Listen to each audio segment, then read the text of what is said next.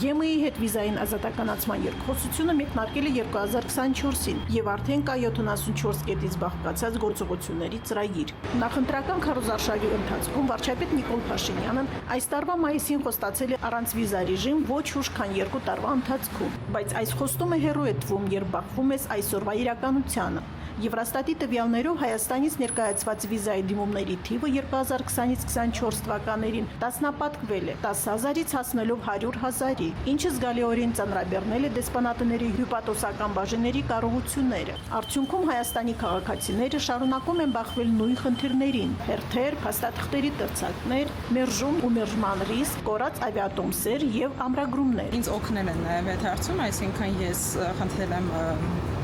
տուրիստական հարցերով զբաղվող ագենտին հավաքակնել, ամեն ինչ դիմել, քանի որ ժամանակ չունեի ուղղակի։ Գնում եմ մի քանի երկիր, դիմել եմ ամսի 20-ին 11 օր, այսօր ստացել եմ։ Բյուրոկրատիան շատ է, թե օր վերցնելու հետ կապված խնդիրներ առաջանում, թե հետո էս հերթերը եւ այլն եւ այլն։ Իրականում ինքս եմ կարողացել այստեղի օրը վերցնել, երևի եզակի կենտրոններից էր, որ կարողացա ինքնուրույն օր վերցնել։ Գրանցման ընթացքն էլ ոնց որ բնականաբար ավելի լավ կլինի, ավելի հեշտ կլինի, եթե ազատականացվի ու մենք կարողանանք առանց դիմանադիպ քաշքշուկի գնալ տուրիստական նպատակով եւ ետ վերադառնալ։ Շատ անհատական է։ Ինձ համար արդեն քանի որ բարբերաբար եմ ես մեկնում, ավելի հեշտացել է, բայց նախկինում ավելի բարդ էր եւ հանձնել էին ուշ, ինչպես վերադարձնում այսպես ասած, բայց հիմա մի քիչ ավելի կարծես թե հեշտացել է։ Ըստ մասնագետների, մերժումների զգալի մասի հետևում կանգնած են հենց դիմողների սեփական սխալները։ Նրանք առանձնացնում են 3 հիմնական պատճառ։ Դիմում են ոչ այն հպատոսության երկիր, որտեղ պետք է գնան, որ կամ հիմնական իրենց ճամփորդության ժամկետը պետք է անցկացնեն, այլ այնտեղ, որտեղ իրենց կարծիքով վիզան ավելի հեշտ են տալիս։ Եվ արդյունքում կամ չեն ստանում, կամ ստանում են բազմակի փոխարեն մեկ անգամ են մուտքի վիզա։ Երկրորդ խնդիրը ֆինանսական է։ Վիզա ստանալու համար ոմանք փորձում են արհեստականորեն համալրել իրենց բանկային հաշիվը, ինչը հենց հակառակ ազդեցությունն է ունենում։ Հպատոսություն ուսումնասիրելիս փաթեթը կամ քաղաքացիները բանկային տեսնում են, որ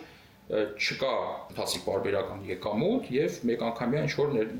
մուտքագրումներ կան եւ դրանից եզրակացնում են, որ դիմողը չունի եկամուտի աղբյուր եւ դրանով իսկ համարվում է ոչ այդ փաթեթը ոչ արժանահավատ է համարվում։ Երրորդ չափանիշն է ապացուցել կայուն կապը Հայաստանի հետ, ընտանեկան կապեր, սեփականություն, անշարժ եւ շարժական գույք։ Փաթեթի մեջ ներառվելիք այդ փաստերի ցանկում այդ փաստաթղթերը պարտադիր են շատ հյուպատոսություններում։ Եվ կարող են այո դիտարկել եւ կասկածներ կարող են մոտները առաջանալ, որ քաղաքացին չունի ամուր կապեր եւ կան ըստ այդմ ռիսկեր, որ կմնա Շենգենյան գոտուն չի վերադառնա Հայաստան։ Սակայն քաղաքացիներին ամենաշատը հուզում է այլ խնդիր՝ պարզապես ազատ ամսաթիվ ամրագրելը, ինչը շատ հաճախ ուղղակի անհնար է։ Հիմնական պատճառը դա էապես ավելացած հոսքն է դիմողների եւ դրա պատճառով համակարգը չի կարողանում այդ հոսքին համապատասխան տեղերը բաշխել եւ ամեն մեկ դրա պատճառով յուրաքանչյուր ոք չի կարող անմիջապես ստանալ այդ ցանկալի appointment-ը։ Սա վերաբերվում է անվճար ստանդարտ տարբերակին, բայց փաստացի կա նաև վճարովի, պրեմիում ուղի, որով հերթը կարելի է շրջանցել գումարով։ Օրինակ Իսպանիայի վիզաների կենտրոնում տեղը շատ դժվար է բացում ստանդարտ կատեգորիաները, բայց դուք ամեն օր 95,000 դրամ կարող եք վճարել մեկ անձի համար ու մոտ գործել վիզա կենտրոնում, այսինքն ստացվում է, որ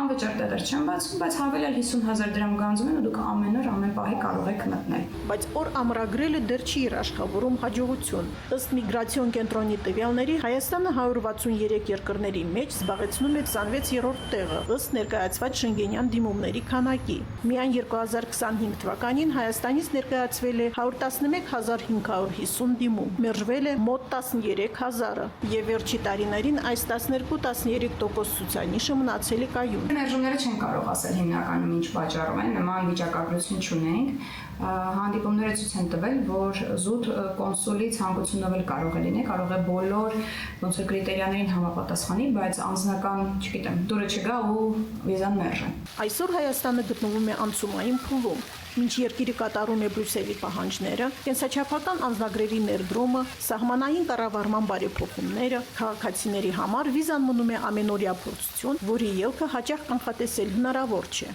Արմինե Մարտիրոսյան, ՎՏ Հայաստան Նյուզ, Երևան։